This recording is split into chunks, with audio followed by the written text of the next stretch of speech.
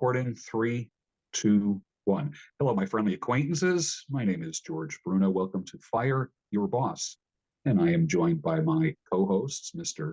Dan T-Bone Jones, otherwise known as Jonesy, and Mr. Frank Guerin. How are you, gentlemen? And what am I known as? Are we forgetting? Loverboy. That's right. Yes. Frank Loverboy Guerin. I still can't say that with a straight face, but I had to get it in there. Yeah, I'm outstanding. I'm outstanding. I'm working with Mario today. Hey, it's a me. This is our great. Halloween episode. And it works out because George is wearing black, Frank's wearing orange, and I'm dressed up. Yeah, there we go. That's good. That's good. You put a tie in an outfit, you can go anywhere.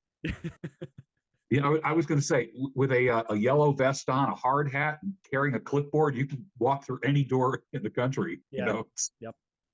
It's pretty funny. Well, today is our 30th episode of Fire Your Boss. I can't believe we've done 30 episodes. I'm pretty happy about that. Man, there's a lot of information. When I look back on all 30 episodes, my Lord, it truly is an online marketing academy. One of the things that keeps people from moving forward is fear of the unknown, fear of what could possibly happen.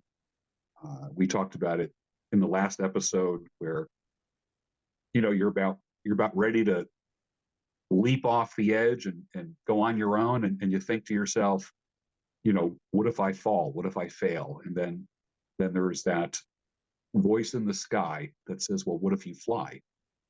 You know, what if you don't fail?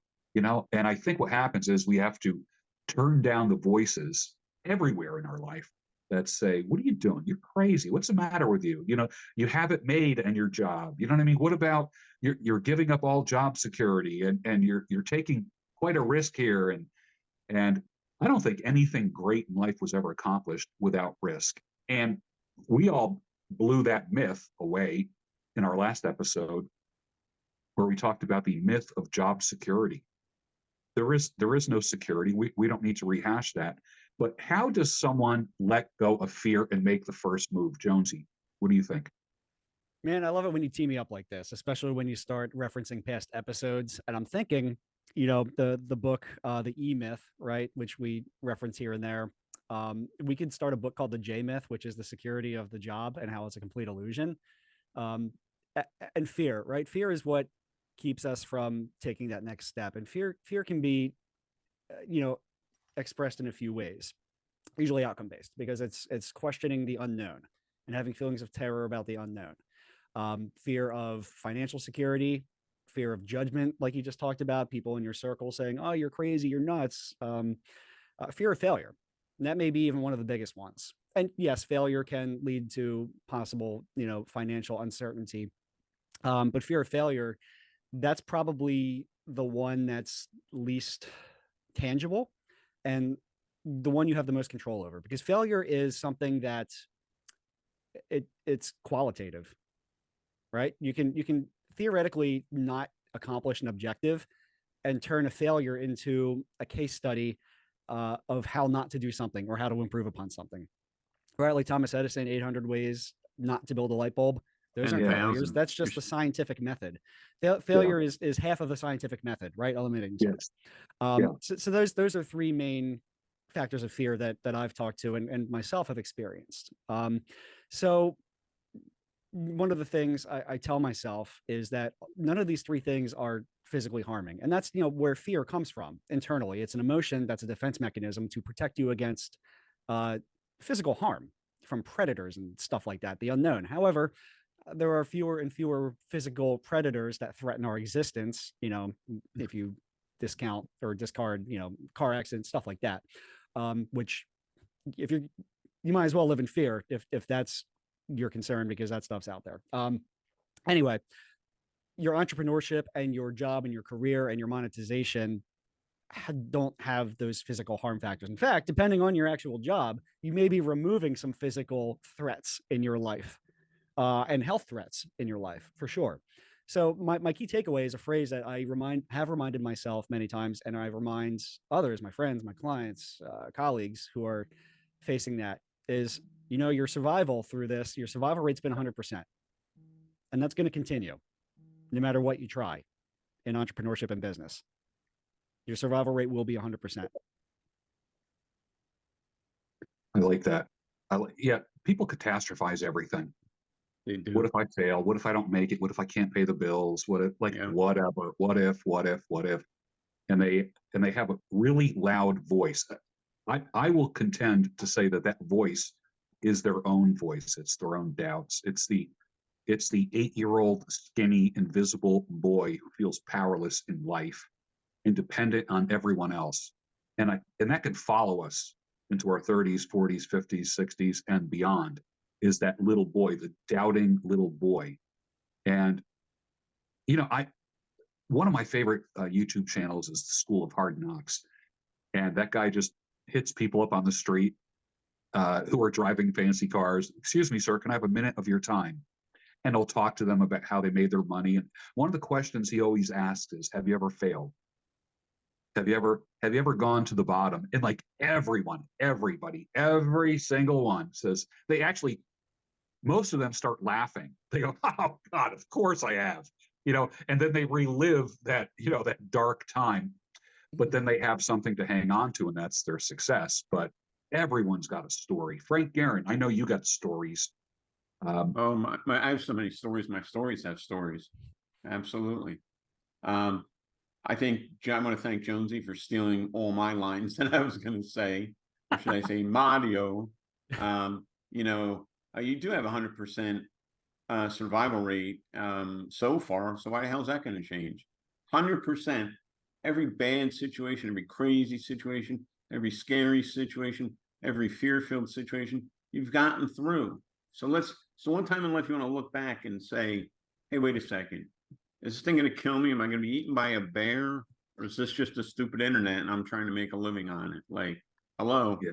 It's not brain surgery. We're not saving sick kids from cancer. We're not Yeah, curing yeah, hunger. The whole yeah. thing's a goof anyway. So enjoy the ride. Yes, treat it like a business, but how bad can you fail at something that's been around for what, 25, 30 years now for an average person? I mean, come on. You got high speed this, you got Google, you got Zoom, you have YouTube, you have all these different things you can learn this stuff. Anything I want, I could pretty much get on the computer or the internet. So why would I be afraid? I have resources. I've got the world at my fingertips. And not to sound like an old goat, but we didn't have that back in my day. I had to walk Yeah. uphill both ways in the snow to look something up. And an Yeah. encyclopedia. Remember those, George? I sure do. Yeah. And it's funny, my ex and I, we bought our last set about 2 years before the internet got big. Paid like $1,000. We're like, hey, we need this. And then there you go. Oops. Didn't see that one coming. There's nothing Yeah. to be afraid of. It's all imaginary. And it's like telling my kids, my 10-year-old boy, he still struggles with the dark.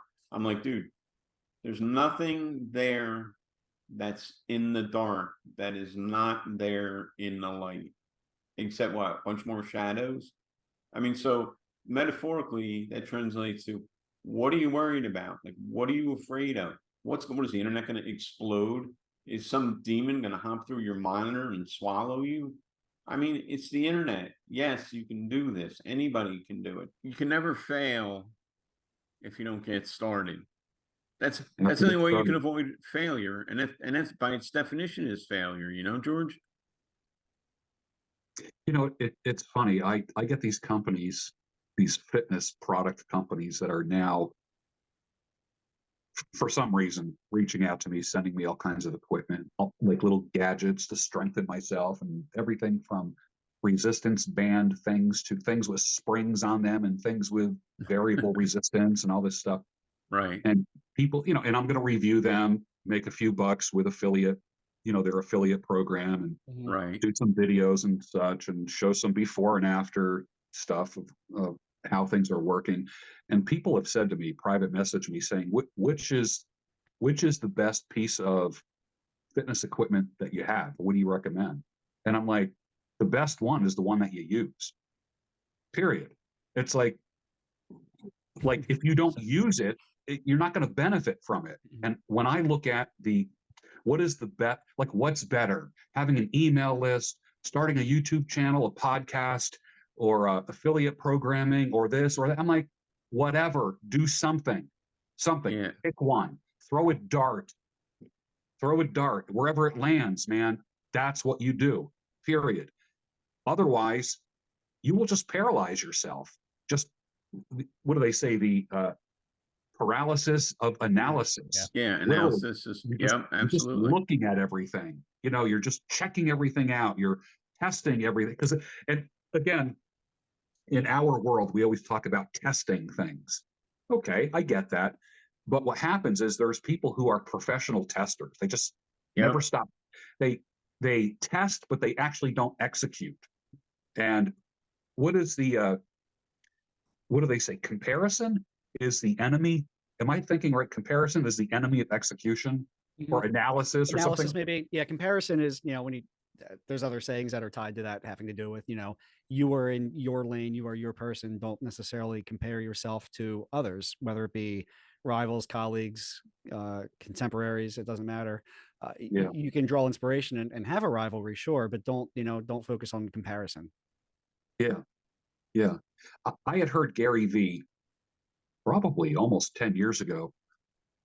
People would make excuses and say, but I work full time. I don't have time. And he just came right out and said, get up 2 hours earlier and stay up an hour later.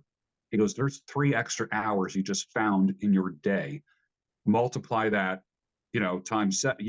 Everybody has 20 hours a week that they waste. Everybody. Oh, And absolutely. what could you Absolutely. do? Yeah, what could you do with that found time? What could you do with 20 hours a week? And everyone has it.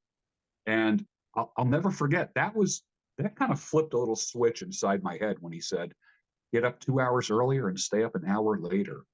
And I get that. Very few people have the luxury of just quitting something and then doing their side hustle full time. The reason why a side hustle is a side hustle is because you're doing it while you are working full time for the man. And that you need to take a leap of faith once you get confident in your side hustle, where you could eventually say goodbye to the man. And if, again, we've said it 1,000 times on this podcast, if you're waiting for conditions to be perfect, you're going to wait forever. Nothing Yep. will ever happen, ever. Well, George, that's this guy with the real estate stuff. He's going, oh, I got to do this and get that through. And there's 2 of them on the call, and I love them both. Lovely men, great guys. You'd want them to be your friends and neighbors, but they're sitting there tinkering and puttering and experimenting and test. I'm like, do you know? I was home full time like 8 months before I could explain how, because network marketing on the internet is what got me home. So there's a compensation plan. You're recruiting other people. I was home 8 months, George, before I could explain the compensation plan fully.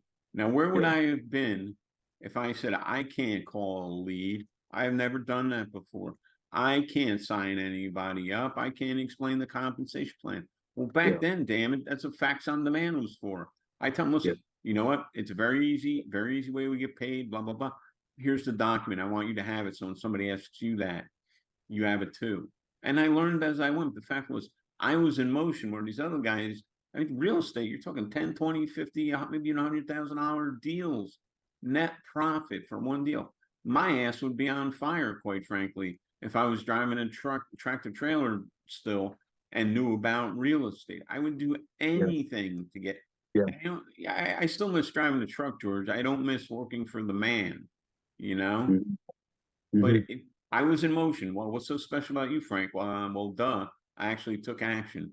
That's the difference. There's not That's the difference. Well, yeah, depression, divorce. My divorce from Frankie's mom over the years, $600,000, George, between alimony, business buyout support, and fighting for custody of a kid that I already had equal custody. Don't even get me started on that one. But the point is, 600 grand, and I'm still standing. We talked about it in the last episode in that movie Three Kings, where the guy was afraid to go from point A to point B, and George Clooney said something. The George Clooney character said, it doesn't work like that. You do what scares the shit out of you, then you get the courage. That's how it works. And what works? It goes back to that exercise equipment. What's the best piece of exercise equipment? The one that you use. What are the best hours to start your job? The hours that you already have. To start your side, the hours that you already have. You come home, usually you take a nap, All right, don't take a nap. Go out in the garage and develop that product. Go into your office and write that ebook a little bit at a time. Zig Ziglar used to talk about this all the time. He wrote a book many years ago. It was kind of like a sales Bible called The Secrets of Closing the Sale. And he talked about writing the book, and he wrote a page and a quarter every day for a year and then edited it, and that became the book called Secrets of Closing the Sale. But when you look at a 300-page book, it's a mountain in front of you. Like, my Oh, God, it's I could never write. overwhelming. Yeah, Sure. but can you write a page a day? Of course you can. Yeah. Of course. Will it take 30 minutes? Yeah, it's no problem. You waste 30 minutes a day doing dumb shit. Most, like we talked about, everybody has 20 hours a week. Jonesy, do you think if somebody takes 20 hours a week, can they start their own business? Can they develop a side hustle? Can they have hope? Can they learn? Can they train themselves to say goodbye to the man if they have 20 extra hours a week? What do you think about that? You can do it in less. And I want to refer back to Gary Vee, who I've been watching and following for a long, long, long time. And I've learned a lot from him. But he does pontificate the hustle culture a little bit too much for my liking. And that's okay. It's for some people, but I'm more about optimizing and maximizing. And, one of my whys, why I do what I do and the way I do it, is for time and to free up time to enjoy life more, because I spent too much, working in indentured servitude for employers. And now I'm being like deeply depressed. I just made a joke a couple minutes ago about being on Team Prozac, literally the lowest dose, just to keep me on that keel. Sure. Whatever, opening up a little bit here, it's fine. I'm a big proponent for mental health. I've got clients who are in that industry. In our networking group, we've got people from Neurowave TMS who treat long-term depression. So it's very close to my heart. Anyway, optimize your time and do it in a way where, again, should we have to monetize every hobby? No, but if you're going to start a side hustle, do it with something that you want to do. All right. Just from the policy of, if you wake up in the morning and do what you love, you're not working and you get paid for it. We know this. Like this right here, the Fire Your Boss podcast. This is not work for me. No. And this Doesn't feel like work. Yeah. We all run our individual businesses. This is, for all intents and purposes, it is a monetized side hustle.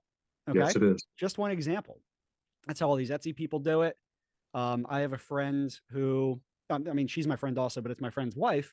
She makes handcrafted wands, like medieval, mythical, fantastical wands, but they are like craftsman next level.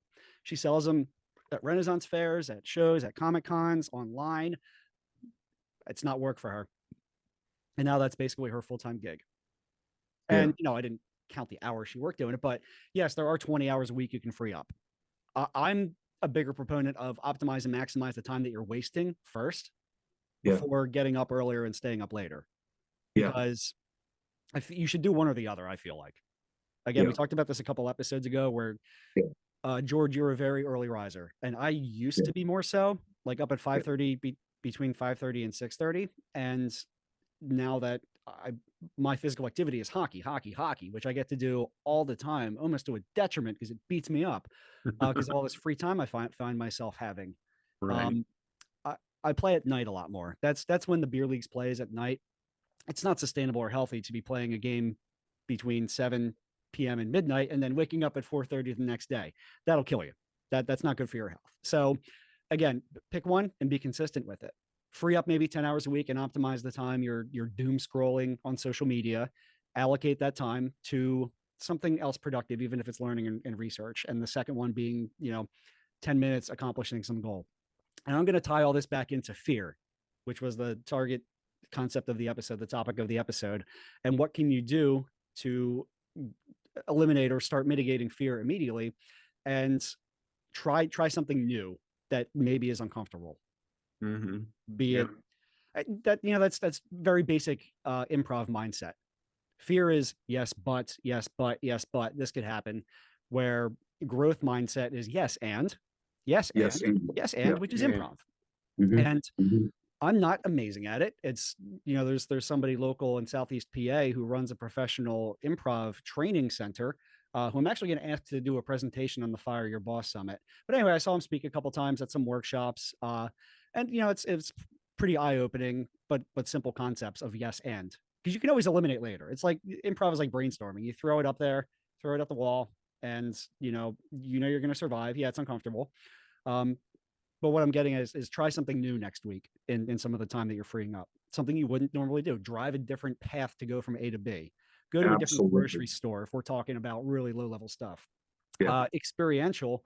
Go reserve a round at Top Golf if you've never golfed before. Go bowling. Go play billiards. Something you haven't done before and you're probably not going to be good at. Yeah. Every time I go to Top Golf, every time I go to play pool, every time I go bowling, I fail miserably compared to my friends I'm going with, because I don't do it enough. But it reminds me, you can't, unless you're a freak with natural talent, and that does occur. You can't be good at something without practicing. B, I survived, and C, hey, it was actually kind of fun. Yeah. Yeah, I'm a proponent of trying something different because it might loosen up a log jam in your head. Like you said, it really take does. a different route to work. It's a neural pathway, 100%. Yeah. You It's have to cross training. That's what it is. Well, and that's a great point, George, because the way I see it is there's two ways to do this. One is the easy way, and one is kind of the hard way. The easier way is exactly what Jonesy is saying here.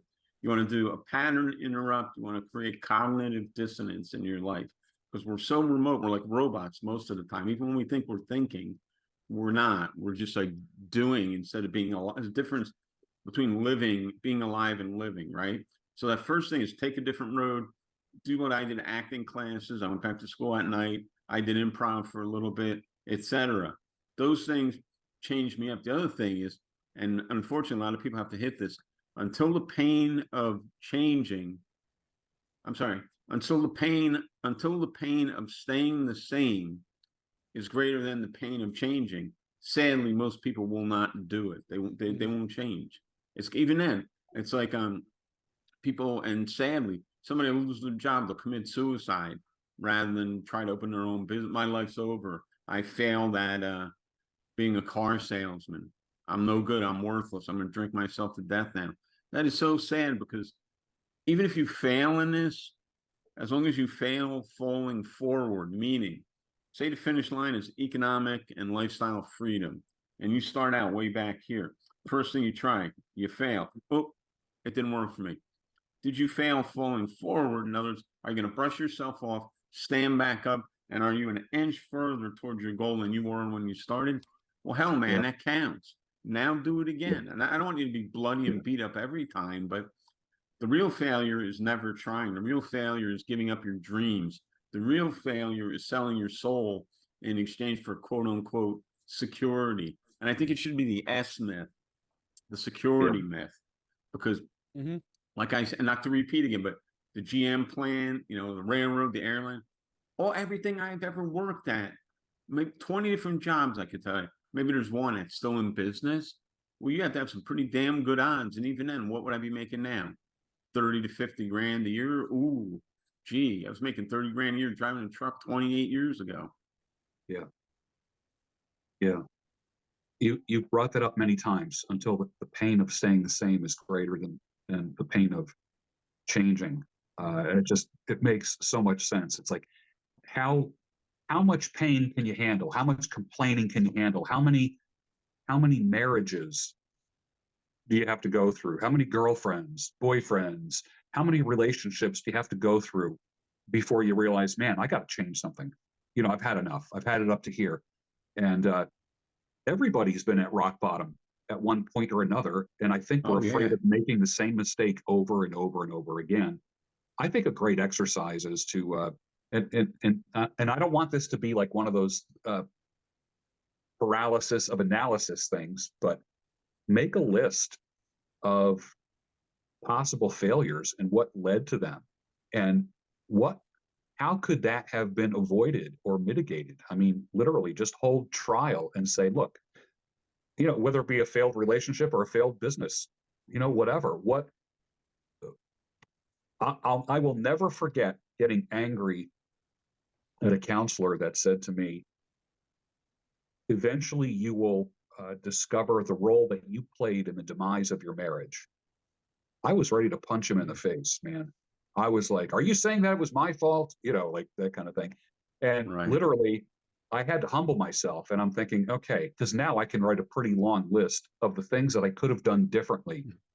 And I know Dan, until I wrote them down, until I wrote those damn things down, uh, I was Sir Blame a lot. I was blaming everybody for everything except myself. And Yeah. the only guy to blame is the guy in the mirror, you know? Well, the thing is, George, the other thing people need to realize is this: two things.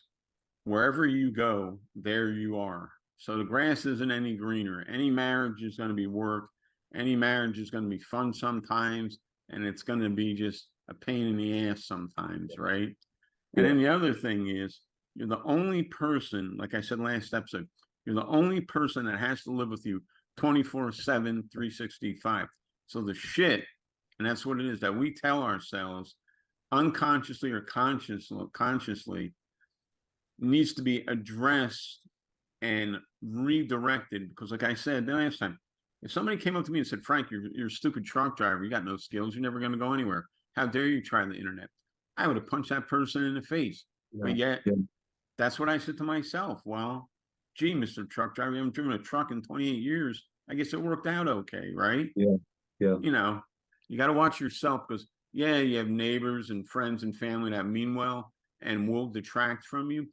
They have no power over you unless you give it to them. And they Yeah. definitely don't have anywhere near the power over you that you do yourself. So that's what you have to watch out for. You're your own worst enemy. I'm my own worst enemy. You Yeah. know, that's the truth of it. I remember I worked security when I was in college and I had a big ring of keys. Now I guess everybody just, they have little cards that they swipe and whatever. Yeah, that's no fun. But it I like the was keys. yeah, I had a big ring of keys and I would go around the campus and I had to go through some pretty big buildings where the lights were out.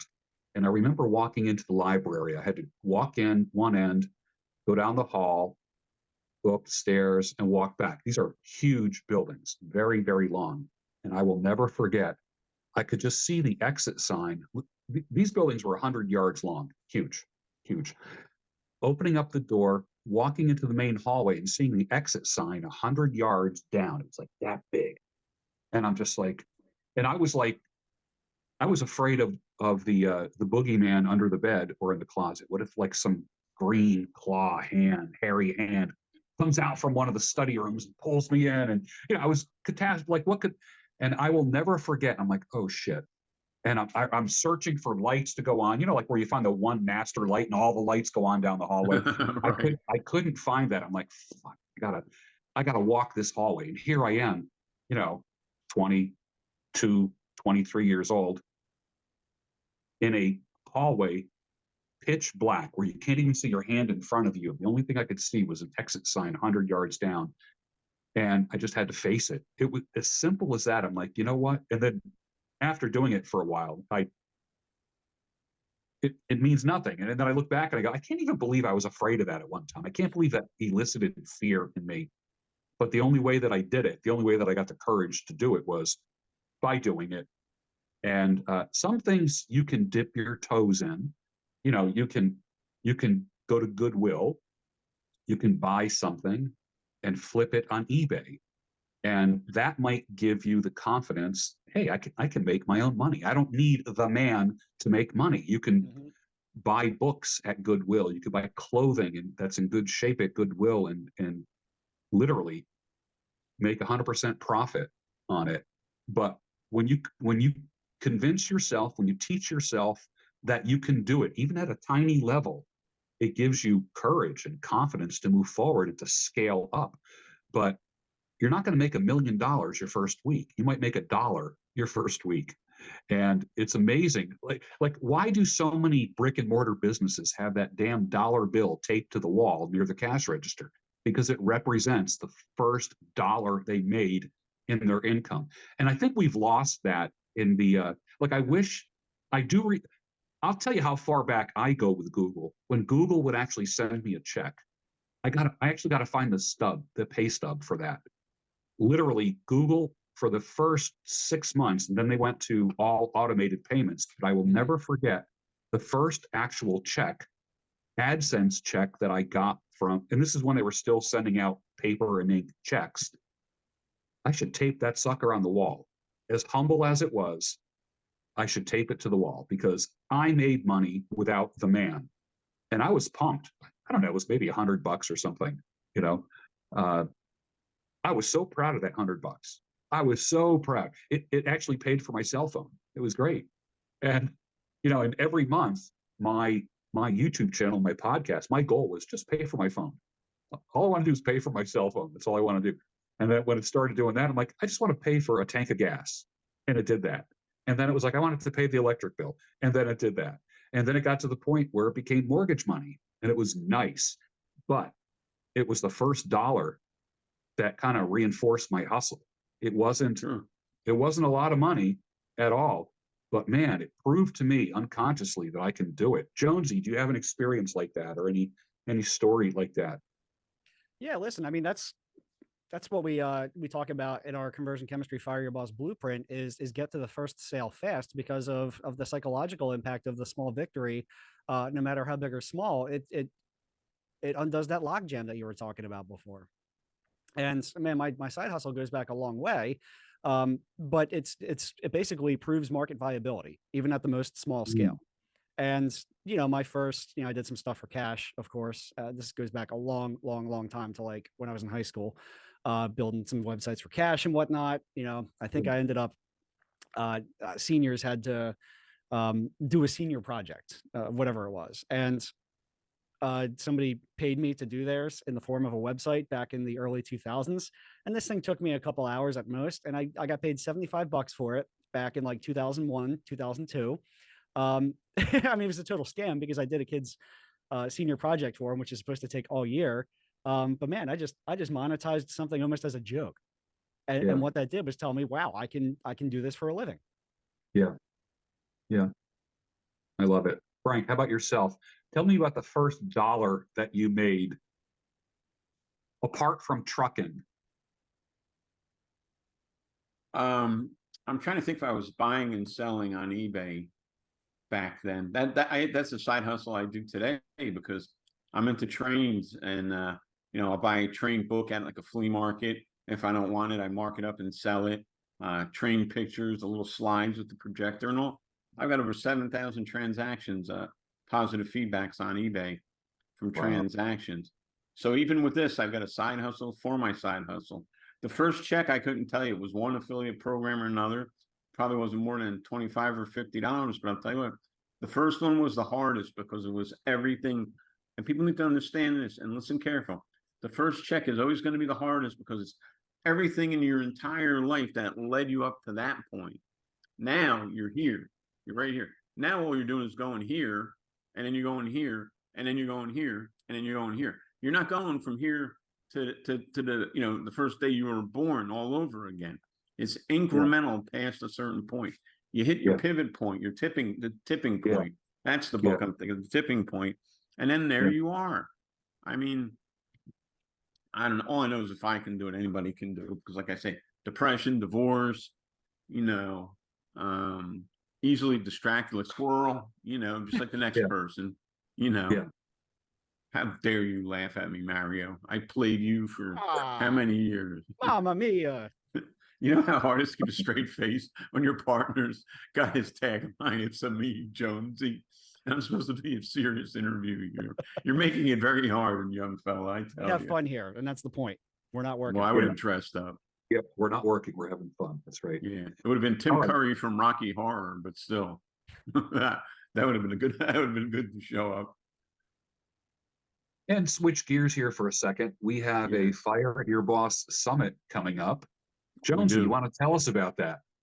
I do. So actually it's you can register now. And by you, I mean whoever's listening, fireyourbosssummit.com.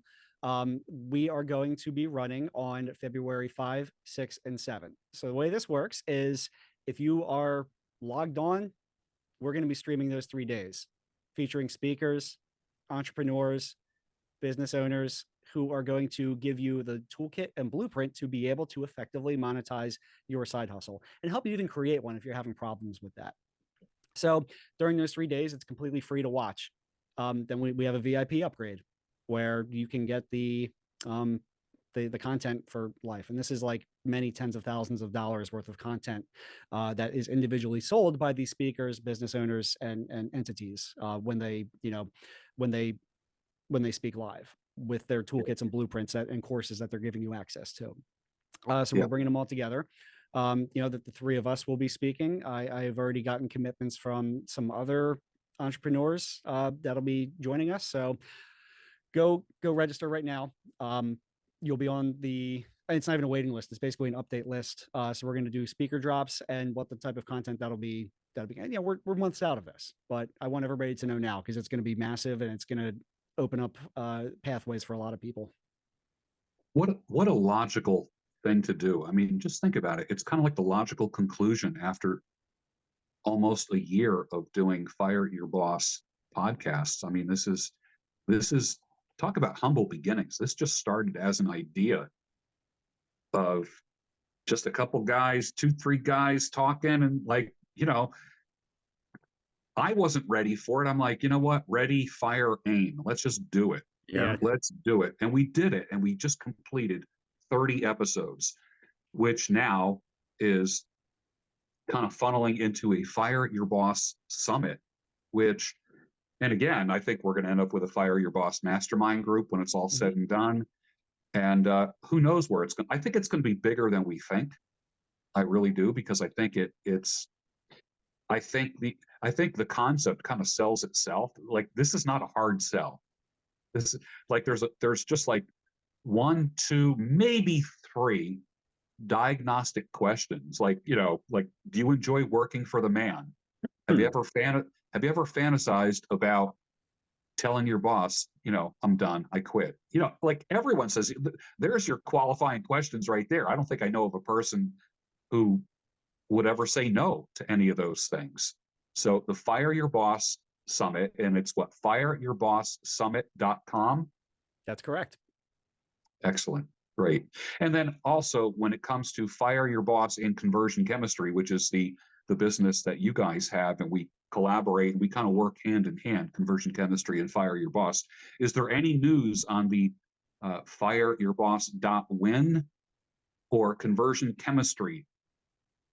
Absolutely. Look, we want you to join our masterminds, and we want you to get a taste of it. So go register for a free account, and you'll get your free DIY marketing toolkit. And we are offering, because now it's Halloween, so by the time this drops, we're looking Black Friday. I guess we'll do 75% off the Fire Your Boss blueprint, which is available on fireyourboss.win using code Bruno. Beautiful. That's beautiful. I like that. Well, I will give, I guess that's Jonesy's last word. Let's give Frank a last word. What I would say is don't overcomplicate things. Just get started. I've seen too many people, I saw one lady, my network marketing group, the way the program worked is you could put people under people, right? I built half her business. She was making $200 a week for free 30 something years ago as a housewife, stay-at-home housewife. She quit. She didn't think she could do it, even though she was making the money, right? I was helping her. I won't say her name. I remember her name to this day. Her first name was Debbie, right? Loved her to bits. One of my best people. She says, Frank, I can't do this. I don't believe myself. I don't think it'll work. When she was making $200 a week. So that's probably like $350, $400 a week in today's money. Part-time working from home, her overhead was $100 a month for supplements that she needs to take anyway, really good stuff. That's sad, man. That is sad. And yet today, 30 years later, I'm watching people fiddle-faddle around in real estate. It's like, dude, get your finger out, get on the phone, work the leads. I don't care how you do it. You're going to suck at first, excuse my French. I was horrible at first in business. I'd be like, this is my script, George. Hi, my name is Frank Garen. And it was bad. But you know what? Yeah.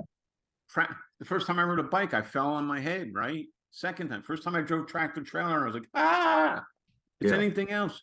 You had 100% track record of success this far. Keep it moving. And if you're going to work hard for anybody, why the hell wouldn't you work hard for yourself, George? Yeah. That's right. Well, I like that because I know I work harder for myself than I do for the man. Oh yeah, and I, rightly I so. work much harder, and it's very rare that we get patted on the back at our quote unquote jobs. When you work for the man, you know, you don't get a lot of recognition. I mean, there's a lot of cool things, praise publicly, um, Share uh, credit and shoulder blame if you're a boss. share. Yeah, exactly. Discipline privately, that kind of stuff. Like, there's a lot of cool practical things that people can do, but the ultimate thing, for instance, most of the riches that have been made in this country have been made because people brought nothing to the table except risk. They had to get rid of fear. They had to unload fear. And what an appropriate topic for a podcast. Gentlemen, I want to thank you for your time, and our friendly acquaintances in the audience. Look for more Fire Your Boss. We'll see you very soon. And don't forget to go to fireyourbosssummit.com.